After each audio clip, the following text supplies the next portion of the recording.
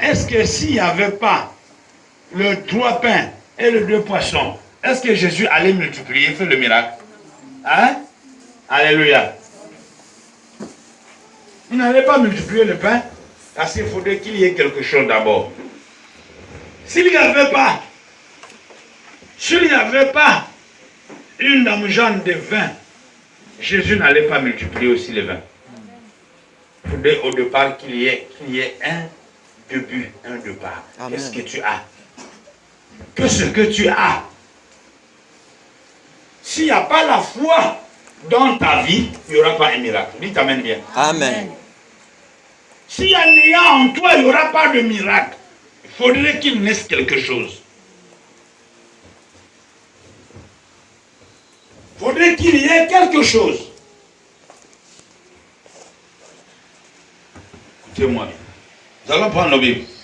Esther, premier chapitre, verset 1 à 9.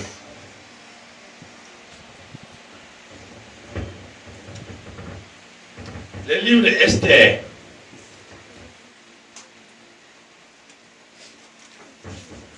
À côté du psaume, vous avez Esther.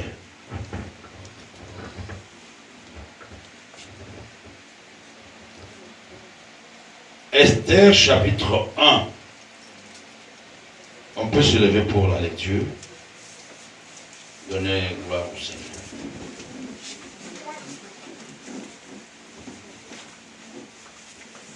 Festin d'Assyrus. C'était du temps d'Assyrus, de cet Assyrus qui régnait depuis l'Inde jusqu'en Éthiopie. Sur 27 provinces.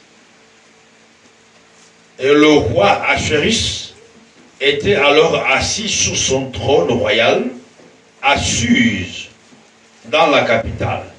La 3e année de son règne, il fit un festin à tous ses princes et à ses serviteurs.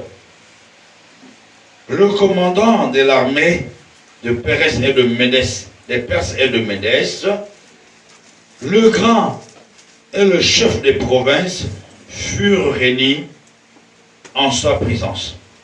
Il montra la splendide richesse de son royaume et l'éclatante magnificence de sa grandeur pendant nombre de jours, pendant 180 jours.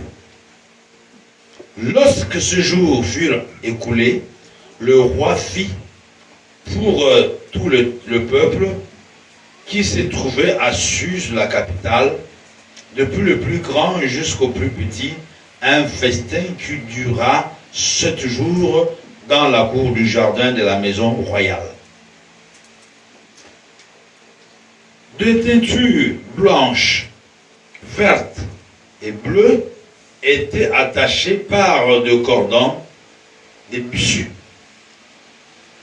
et de pourpre à des anneaux d'argent et à des colonnes de marbre, des lits d'or et d'argent reposés sur un pavé, des porphyres, des marbres, des nacre et des pierres noires. On se servait à boire dans des vases d'or de différentes espèces. Il y avait abondance de vin royal grâce à la libéralité du roi. Le verset 8 dit ceci: mais on ne forçait personne à boire, car le roi avait ordonné à tous les gens de sa maison de se conformer à la volonté de chacun. 9.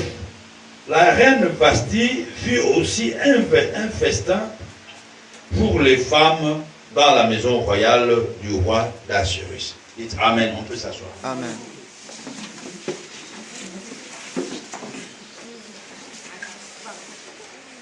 La Bible nous dit ici que à l'époque, il y avait une capitale. Il y avait un pays.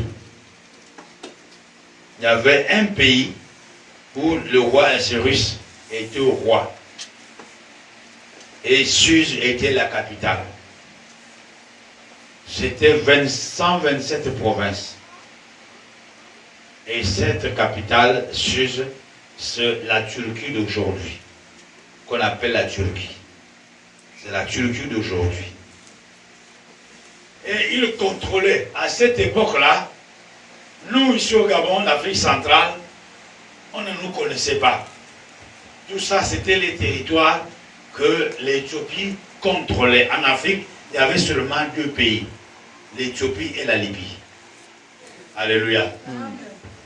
L'Éthiopie et la Libye. Alors, on nous dira que le roi va recevoir la pensée dans son esprit d'organiser une fête, un festin, où il a pensé appeler tous les princes, les gouverneurs qui dirigeaient les 127 provinces. Depuis l'Inde, c'est-à-dire l'Éthiopie et la Libye étaient des provinces aussi. Donc ça là, c'était un territoire de l'Éthiopie, l'Afrique centrale que nous voyons aujourd'hui. Alors, il va organiser la fête et il va donner les consignes à tous ses serviteurs. Il fait sortir même les lits là où il dormait. Il fait sortir. Il voulait montrer aux gens combien de fois Dieu l'avait béni. Son lit d'or, les chaises, les fauteuils, la richesse qu'il avait. Il voulait montrer ça aux gens. Et c'était dans la cour royale. Et la Bible nous dira qu'il y a eu la fête a duré 7 jours. Parmi les 7, pendant les 7 jours, alors, il s'est passé quelque chose. Il s'est passé quelque chose. La chose qui s'est passée, c'est que les gens venaient manger et boire. Même celui qui n'a jamais bu dans un verre en or, il est venu boire dans le verre en or. Alléluia. Amen. Alors, ça s'est passé ainsi. Mais il avait une femme qu'on nommait la reine Vashti. La reine Vashti. La femme aussi, la concurrence là, de l'émancipation de la femme n'a pas commencé aujourd'hui. Ça a commencé depuis les temps anciens. Il va se passer que la reine Vashti aussi de son côté, elle a fait aussi l'émancipation de la femme, elle a organisé aussi la fête avec les femmes. Qu'est-ce qui va se passer? À partir du verset 10 jusqu'au verset 22, il va se passer quelque chose là-bas. La Bible nous dira ceci que ça court le temps, mais retenez ce que je vous dis seulement parce que je suis en train de vous parler de l'essentiel. Il va se passer que la reine, le roi, la Bible dit qu'il était dans le vin. Le vin fait égayer les esprits. Le vin fait égayer les esprits. Alléluia. Quelqu'un peut libérer des paroles. Il y a certains qui disent souvent que non, si quelqu'un te dit quelque chose sous le feu de la boisson, il a vraiment prémédité ça. C'est vrai. Il y a d'autres qu'on peut préméditer, il y a d'autres aussi qui se passent par l'ampoule, c'est-à-dire l'effet de la boisson. La Bible dit que le roi était content. Le vin et tout là est passé dans sa tête.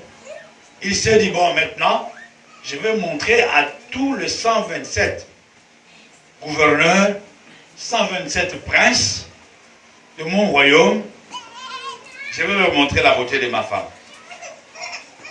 Je veux leur montrer la beauté de ma femme. Alléluia. Et il envoya le protocole d'aller chercher la reine Vashti.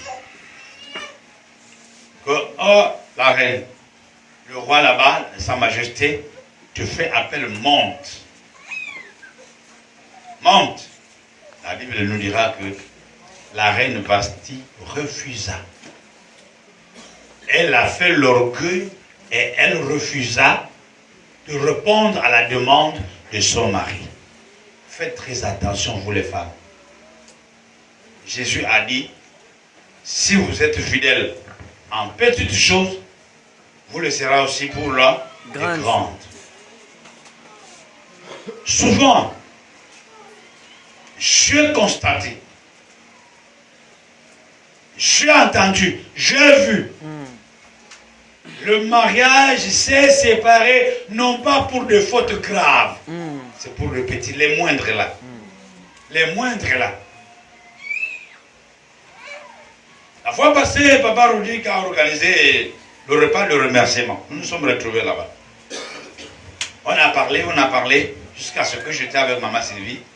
Le Seigneur a utilisé ma bouche pour que je puisse lui dire, même le petit truc, Dieu en a besoin. J'ai parlé que si Israël s'est retrouvé en Égypte pendant 430 ans à cause d'Abraham. Qu'est-ce qu'Abraham avait fait? Abraham avait consenti que de présenter l'holocauste, l'offrande à Dieu. À l'époque, il n'y avait pas l'argent, il y avait les bêtes. Dieu lui a dit, prends toutes les bêtes. Même les oiseaux, les gens des oiseaux, il a dit, même les pigeons. Verse leur sang, j'en ai besoin. Abraham a commencé à couper les hippopotames, le bœuf, le cheval, et il a mis le gigot là-bas, il a rangé l'autel pour aller présenter ça à Dieu. Maintenant, pendant les gigots étaient là, les pigeons, au lieu de les attacher, parce qu'il va les égorger, il a détaché les pigeons commencent à venir tac, tac, sur le gigot là, tac, tac. Hein? Vouloir à manger la graisse un peu, tirer un peu. Vous savez comment nous avons si le maman souvent en train de nettoyer les poulets, tout ça, vous allez voir, hein, les poulets qu'on vend dans le boutique. Alors, il y a d'autres poules qui sont vivantes, veulent venir aussi manger, picoter certaines choses. Et quand les pigeons sont venus picoter sur le gigot, qu'est-ce qu'il a fait? Il a fait la main comme ça. Qui a déjà vécu là où les pigeons? Fais un petit jeu, tu vas voir comment les pigeons vont faire. Il est prudent. Quand il fait ça, les pigeons ont pris les ailes et ils se sont envolés.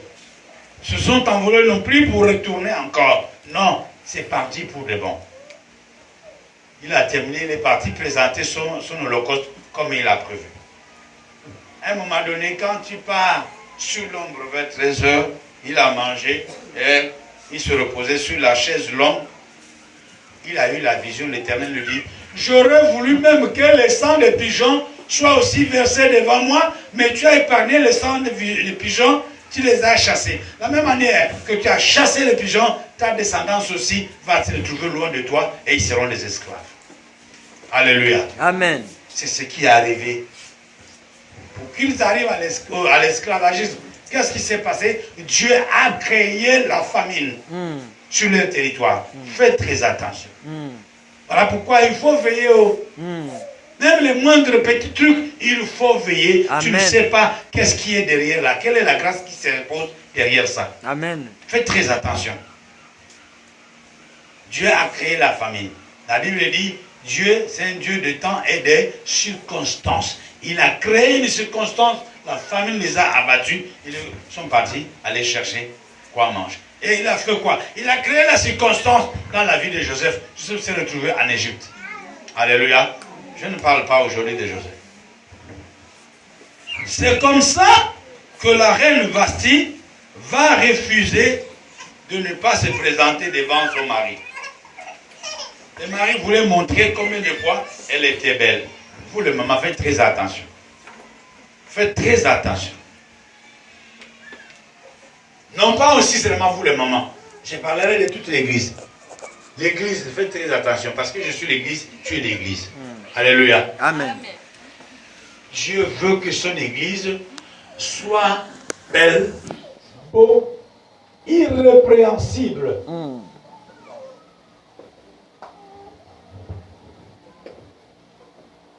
C'est pourquoi faites très attention avec les petites paroles, les paroles que vous cherchez là. Vous libérez dans vos paroles. La fois passée, je vous avais parlé ici, non? Il dit de passer 5 000 à Soupel pour plier les genoux, demander au Seigneur pour que vous veniez et que qu'aucun déclare que l'Église existe. Mais pendant son travail, s'il aurait libéré une mauvaise parole, je pense que vous n'aurez plus l'habitude de revenir ici. Amen. Vous devez repartir pour demain. Même moi qui est devant vous, si je libère une parole déshonnête devant vous, vous n'allez plus revenir ici. Alléluia. Amen. C'est pourquoi la Bible dit, veillez et priez et que vos paroles soient peu nombreuses. Jésus a dit que votre oui soit oui, que votre non soit non.